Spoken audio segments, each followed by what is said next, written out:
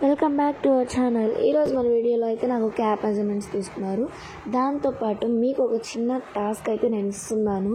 ఇక్కడ నాకు ఒక లిడ్ అనేది నోట్లో పెట్టారనమాట. ఆ లిడ్ లోపల పింక్ కలర్ క్లే టైప్లో ఒకటి పెట్టారు. బట్ బయటికి తీసేటప్పుడు మాత్రం ఆ పింక్ కలర్ అనేది వేరే కలర్లోకి అయితే చేంజ్ అవుతుంది.